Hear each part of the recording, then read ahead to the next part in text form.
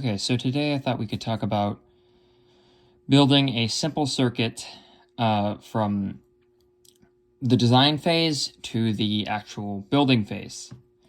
So we're going to start with design, as you should start. And the circuit that I'm going to be designing is we're going to be making a 555 timer circuit that I'm going to later put on a prototype board and solder it to that, and then I'll have terminals where I can connect the resistors, the two resistors, and the capacitor needed, so that I can get any frequency I want out of it, and then be able to hook it up to whatever I want it to hook up to. So let's get underway. So we're going to start with our circuit. We're gonna start with drawing our circuit. You could do this online, but I prefer to actually do this on paper. I prefer to draw my circuits on paper. So we're gonna draw it.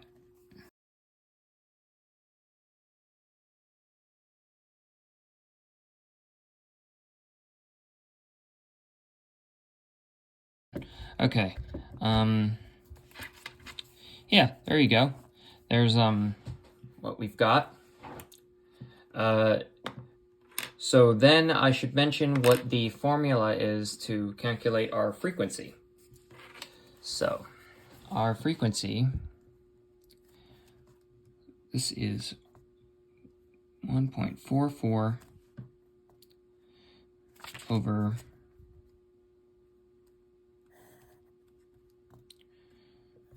R1 plus 2,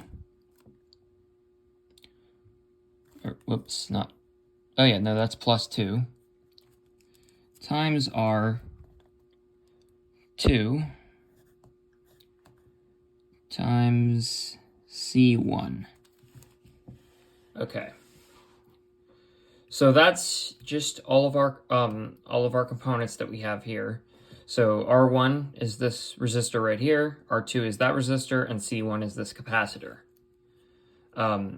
Then we make our equation based on whatever we want so then we can figure out what frequency we want. Get the handy dandy TID4 plus out so we can do some calculations. And we're going to, let's say R1 equals 100 kiloohms, or no, we'll go with 1 kiloohm. R2 equals 10 kiloohms, and our C1 equals, let's go with 10 microfarad. So now we have to calculate this. So let's do that. Keep in mind that this capacitance, that's microfarad. So we're going to want to put that, we're going to want to make sure that we take that and put that into farad. I'm going to quickly pull up an online calculator because I can never remember how to do this. So 10 microfarad is 1.0 times 10 to the -5th. And that is in scientific notation, so we're going to have to convert that out of scientific notation. So how we do that is we go like this, and 1, 2, 3, 4, 5. We're moving negative, so we're actually going to go this way, and we add 1, 2, 3, 4 more zeros. Our decimal point moves here, and there's our value. 0.0001. And then we can put that into our, keep in mind there's also online calculators that will do this for you, but I figured why not do it in Why not do it for real too? Why not write the math out? Okay, so now we're left over with 1.44 over R1 is 1,000 plus 2 times R2 is 10K, so 10,000 times C1 is 0.00001. All right, and then we're gonna put, I'm not gonna put this into the calculator all at once because I don't usually get the best result when I do that. So we're gonna solve it like we normally would with an equation. So 1,000 plus 2 is 1,002. I could have done that in my head, but that was dumb that I put that into the calculator.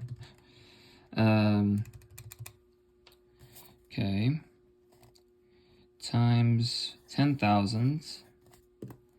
So 1,002 times, I can never remember what the back, oh, here it is. 1,002 times 10,000 is,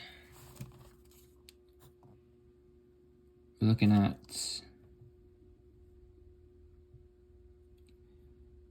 10 million, 20,000.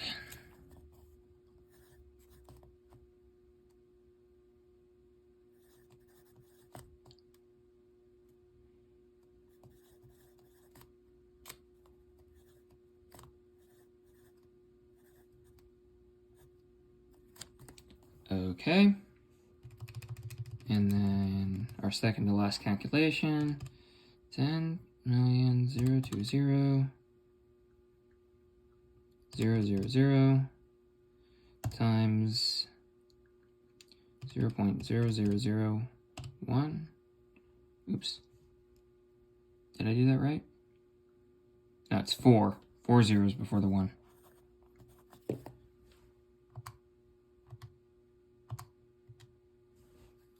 And 0, 1. Okay. And that leaves us with 100.2. And then that's 1.44 divided by 100.2.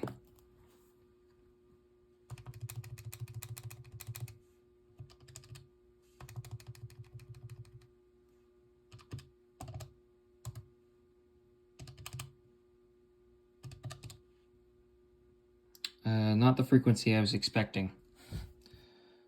Let's see. Real quick, I'll put it into an online calculator. Frequency 6.871 hertz.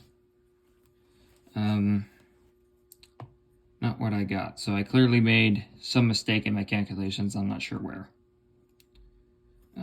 It might be with the zeros. Let's try that again. Okay, oh well. Our frequency is 6.8. I can't figure out where I went wrong, but our frequency is 6.87 hertz.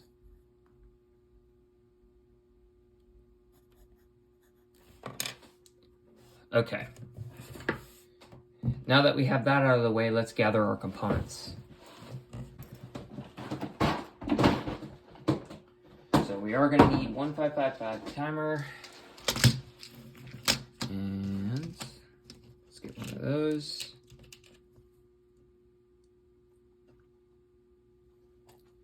Here's a 555 timer. We're going to need, I like to use IC sockets in my, when I do this. So, unfortunately, I don't have any 8-pin dip socket, so I have this 18-pin one that I can cut down into an 8-pin dip socket. We're also going to need our resistors. Those I might go off camera to get, because those are going to be hard to find, because I got to measure values and whatnot. Our capacitor is 1 microfarad. So let's get a 1 microfarad cap. Here we go. Oh, whoop, we don't need our capacitor yet. Actually, we're going to need to... Well, first, why don't we build this on a breadboard? Before we jump into building it, let's make sure that it works on the breadboard first. So there's a small breadboard. And I will gather the components and come back. A few moments later. Okay, I got all my components. Let's start hooking them up. I'm going to put my 555 timer in the breadboard. And then we can start building the circuit around that. Okay, so R1 goes in between... Actually, we can hook up power first. I'm going to check the pinout on the 555 timer just to make sure, because that's been a while. And I am correct. 1 is ground and 8 is VCC. What else? Yeah, that's the thing about this, is it's a little bit different than a standard IC. Usually your power pins are on the diagonals, but it's different in this case.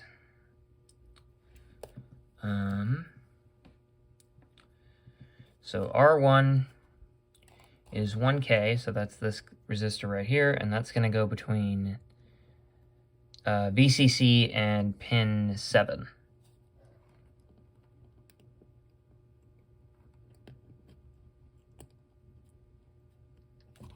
And then between that, between pins 7 and 6, we have another connection there between, so we have a resistor going in between those two. Then we run a jumper from pin 6 to pin 2. Pin 2, we have our decoupling cap that goes to, our C1, not our decoupling cap. That goes to ground, and then between pin 2 and ground. And then we have our decoupling cap that goes between 5 and ground.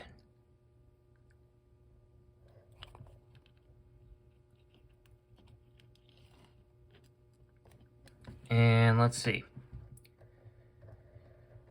Pin 4. Pin 4 gets connected to VCC as well.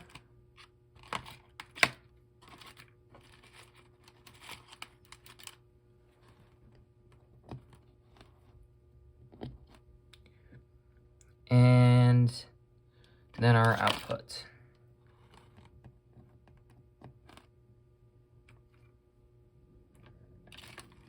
And then we're also going to jump across power so that both rails are at the same potential.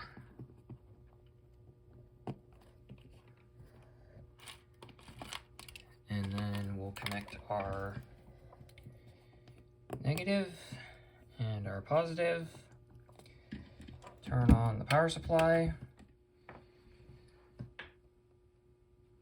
And we're going to be running this at 12 volts, 9 volts.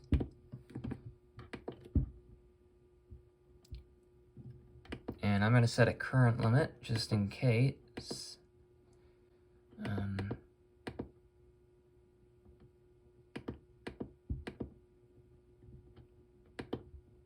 I'm going to set a current limit of 100 milliamps. Let's power up the oscilloscope. Get our probe hooked up, and we'll also get the a LED so that I can so that you'll somewhat be able to see the output too. And our LED is staying on, meaning that we did something wrong. Or it's blinking too fast, and I just need to check the We can have a look on the oscilloscope. We have a frequency of 66 hertz, so that's why I can't see it blink. Not the frequency I was expecting. Did I get R2 and R1 backwards? That could be the case. No? No, I didn't. Well, I mean, not exactly sure what I did wrong there, but, oh, it's the capacitor. I used 1 microfarad instead of, 10. Pretty impressive, though, that I got that to work first try. That doesn't happen very often. Something, oh, there we go.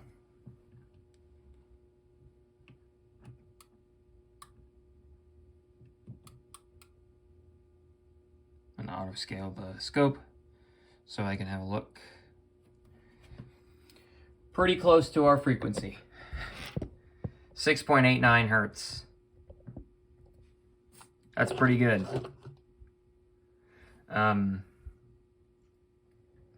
Yeah. Yeah, that's pretty good.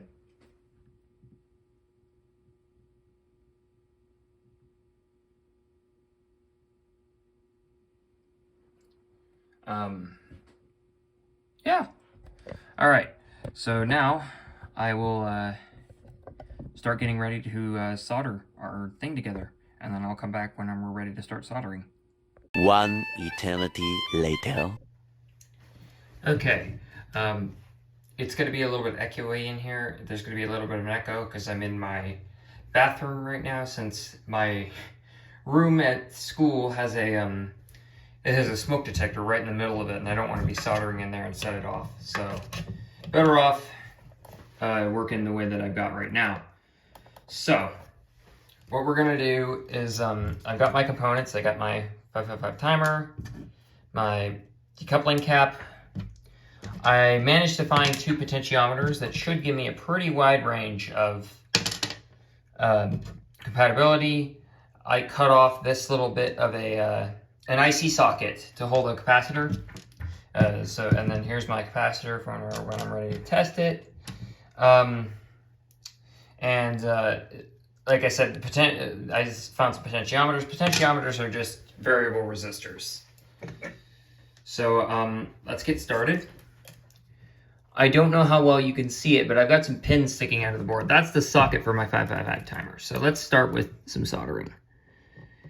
So you're going to start at each corner, and you want to heat up the pad. You're not trying to heat up the pin. You want to heat up the pad. You want to heat up the pin and the pad.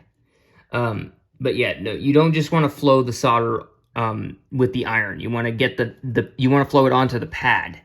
So the pad is the one conducting the heat and holding it in place.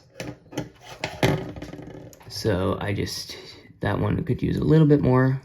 All right, and then we'll solder the rest of them in.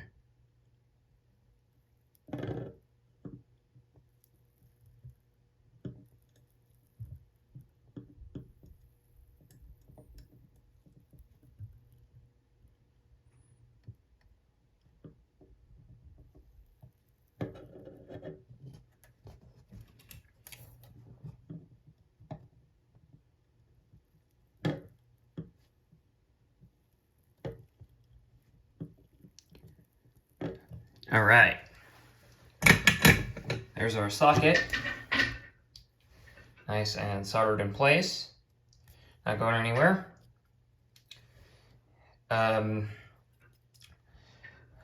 Give me a couple minutes to get some more components laid out, and then I'll come right back. 2 seconds later. Okay, I have all my components laid out.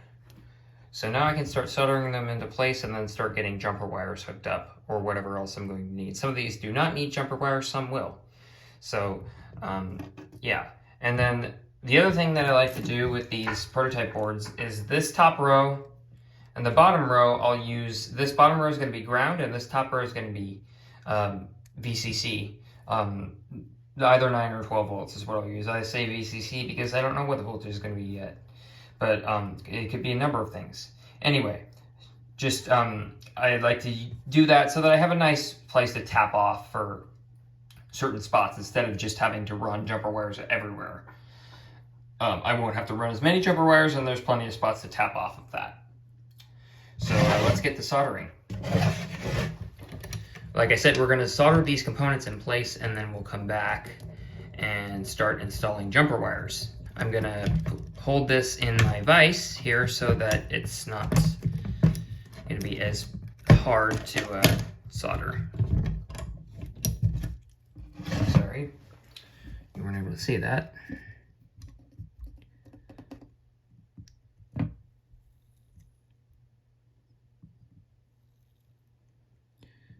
That's going to be my capacitor, where it's going to hook up, and then we're going to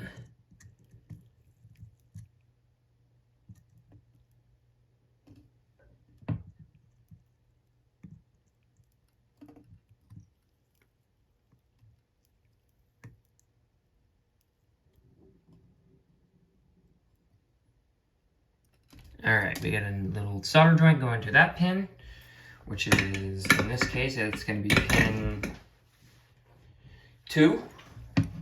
And we'll check that, make sure. Just verify. Yep, that's pin 2. And then that's going to go to our ground rail on the other side, which I haven't done yet. That's probably going to be the last thing I do.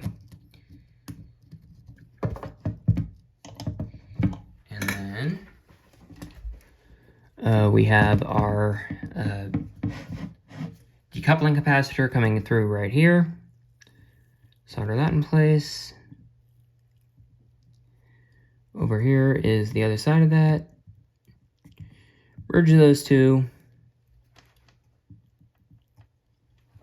And we're good to go. That's where that's supposed to be. At pin 5. I'll verify that just to make sure.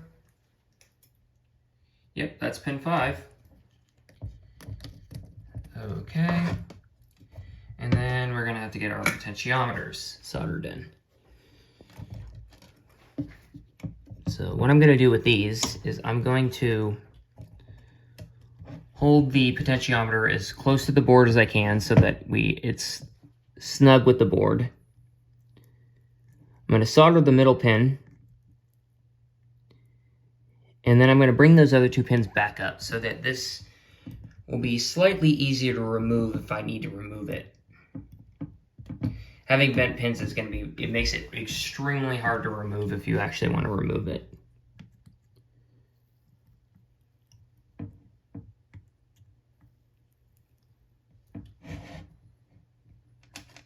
Alright, so I got all 3 of those pins soldered in. Now usually you're going to go in with your cutters and you're going to cut those off, but I'm going to leave them for right now in case I need to either take the thing out, or I need to move, or I need to maybe bend these pins to get a little bit more length on them, or whatever else I need to do. And then I'm going to solder the other potentiometer.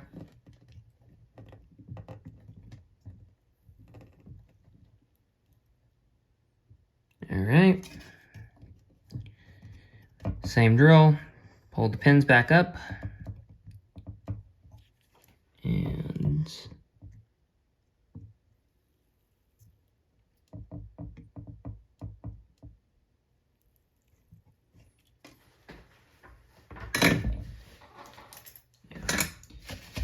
clean the soldering iron, just because that's proper procedure.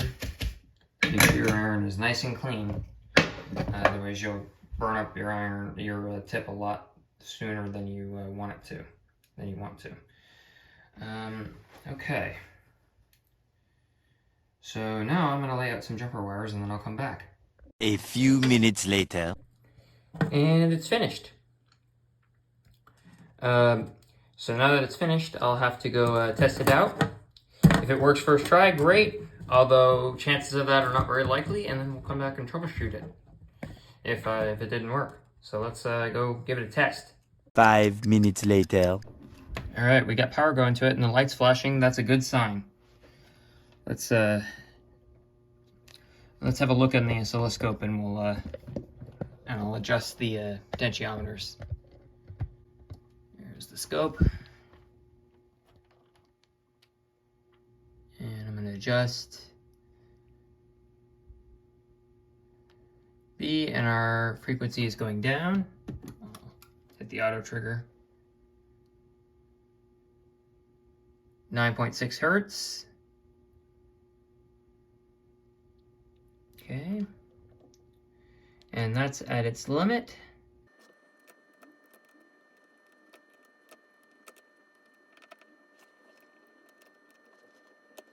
This pot's kind of a pain to adjust. Let me get a thicker screwdriver in it.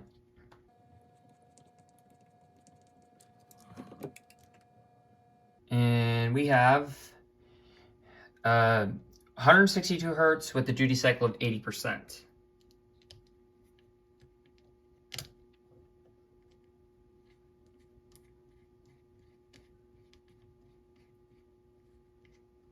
And let's see how high we can get this to go.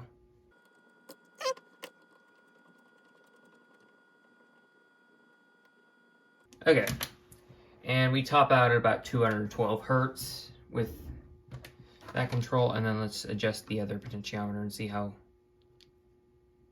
the maximum we can go. Okay, we can get up to 777 hertz from that. That's decent, but it's nice to have the capacitor that I can pull out. So let's change the capacitor and see what happens. We'll go for something smaller. We'll go for, how about 0.47 microfarad, if I can find one.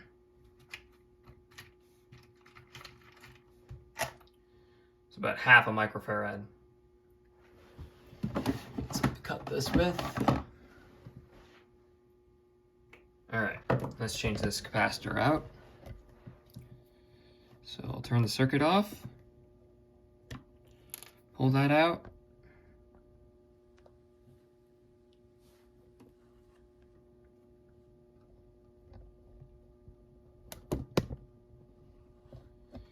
And I will pop the capacitor in the hole. All right. Let's see what we get out of it now. All right, well, that's a pretty good sign. Yeah, 17 kilohertz. And we're way down there now. So that's at its limit. I've got that on the stop of that pot. Okay, just auto triggered again. Let's try this again.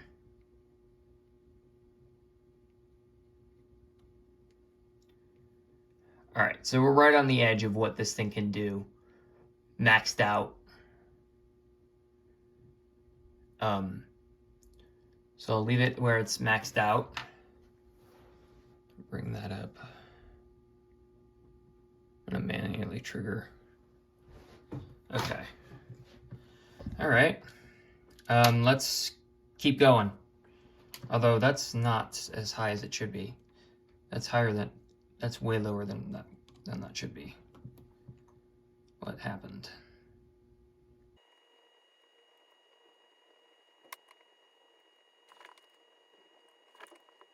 Okay, auto triggering doesn't appear to be working right now.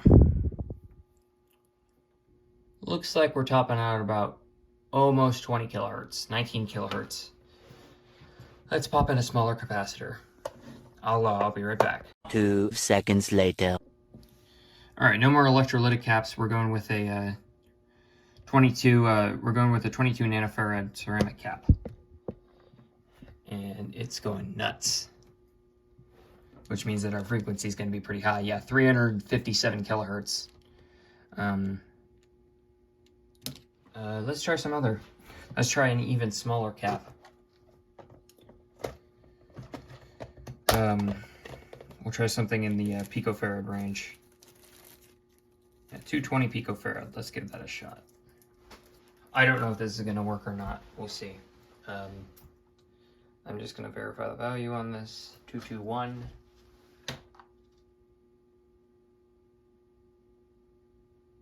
Yeah, 220 picofarad. Let's give this a shot. I don't know if this will work in the picofarad range. It might be way too small. Alright, let's see. Looks like our duty cycles. Yeah, okay. So it's about at its what it can do best. Almost 1 megahertz though. 800 kilohertz. Let's try something, just for the hell of it, let's try something even smaller. Let's go with 75 picofarad. Oh, we're at 1.5 megahertz.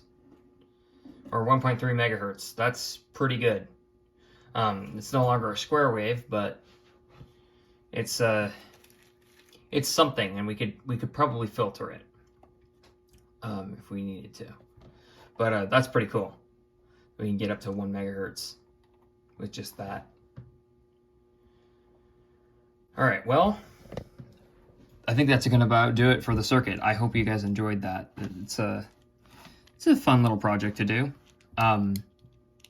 You know, hope you learned something. You know what, just for the heck of it, let's see what happens if we raise the voltage to 12 volts. Ooh, it went back down. Weird.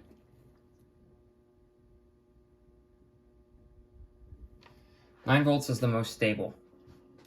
All right, well, hope you guys enjoyed that. That's pretty cool that I built that, and we've got a pretty valuable tool there that we can, you know, make plenty of frequencies to turn things on and off. See you guys on the next one.